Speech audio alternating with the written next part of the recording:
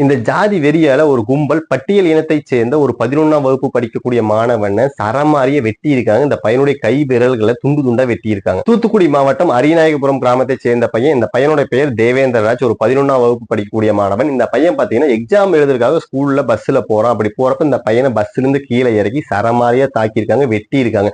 இந்த பையனுடைய உடல் முழுக்க வெட்டு காயங்கள் இருக்கு. அது மட்டும் இல்லாம இந்த பையனுடைய கை விரல்களையும் துண்டு துண்டா வெட்டி இருக்காங்க. இந்த அளவுக்கு ஜாதி வெறி புடிச்சு வெட்டுறதுக்கு காரணம் என்னன்னு பார்த்தா, கொஞ்ச நாளைக்கு முன்னாடி அந்த ஊர்ல ஒரு கபடி மேட்ச் நடந்தது. இந்த பையனுடைய ஊரான அரியநாயகபுரம் கிராம அணிக்கும் பக்கத்து ஊரான கொட்டியம்மாள் கிராம அணிக்கும் கபடி மேட்ச் நடந்திருக்கு. அதுல இந்த அரியநாயகபுரம் கிராம அணி வெற்றி பெற்றிருக்காங்க. அதுக்கு முக்கிய காரணமே இந்த பையன் தேவேந்திரராஜ். இவங்க வெற்றி பெற்றதை ஏத்துக்க முடியாத இந்த கொட்டியம்மாள் கிராம அணி என்ன பண்றாங்க, இந்த பையனை சரமாரியா அடிச்சு தாக்கி இருக்காங்க, வெட்டி இருக்காங்க, கை விரல்களை வெட்டி இருக்காங்க. இந்த கை விரல்களை வச்சுதான் எங்களை தோக்கடிச்ச, இந்த விரல்கள் இருந்தா தான் நீ கபடி விளையாடுவ, இன்னி எப்படி நீ கபடி விளையாட பாக்கலான்னு அந்த பையனுடைய கை விரல்களை வெட்டி இருக்காங்க. இந்த வெறியை விளையாட்டுல காட்டி இருக்கணும். அதை விட்டு போட்டு இந்த ஜாதி வெறியால அந்த பையனோட வாழ்க்கையை சீரழிச்சிருக்கானுங்க.